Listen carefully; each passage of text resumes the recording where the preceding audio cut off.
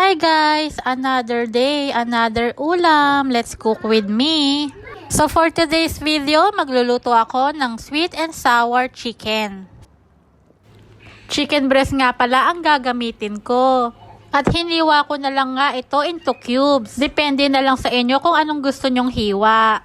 At lalagyan ko na pala ito ng garlic powder, asin, paminta, paprika. Kung wala palang garlic powder, pwede rin naman yung bawang na hiniwa sa maliliit. At naglagay na rin ako ng cornstarch at tsaka flour. At lalagyan ko din pala ito ng isang itlog. At syempre, wag natin kalimutan maghugas ng kamay. Dahil nga ito ay gagamitin ko sa paghalo dito sa ating minarinate na manok. Hahaluin ko lang mabuti para mas kumapit yung mga panpalasa na nilagay ko. At imamarinate na lang natin siya ng 1 oras or mahigit. At after nga ng 1 oras ay pwede na natin tong i-fry. I-deep fry ko lang to ng mga 8 minutes.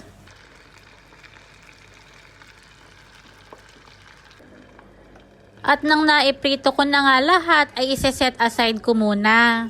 At dito naman gagawa na ako ng sauce. Una ay naglagay lang ako ng suka, ketchup, toyo, paminta, at asukal.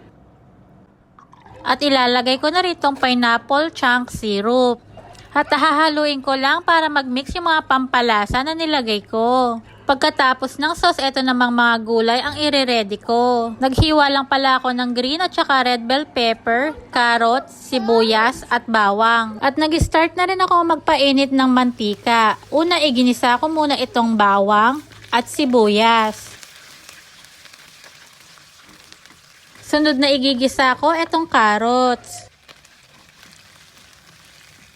At inilagay ko na rin itong green at saka red bell pepper.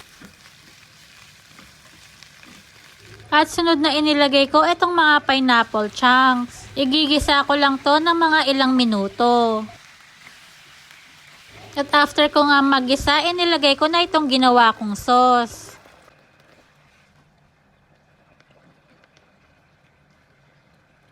At dito naman sa bowl ay gagawa tayo ng pampalapot sa sabaw. Una ay naglagay lang ako ng cornstarch at saka konting tubig. Hahaluin ko lang hanggang ma-dissolve yung cornstarch na nilagay ko.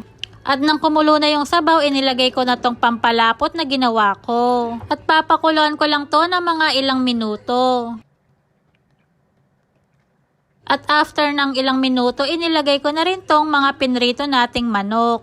At hahaluin ko lang para mas kumapit yung sauce dun sa manok. At after ng ilang minuto ay pwede ko na rin patayin ng apoy. At eto na guys ang ating sweet and sour chicken. So ayun lang. Thank you Lord sa blessing. Thank you for watching. Bye!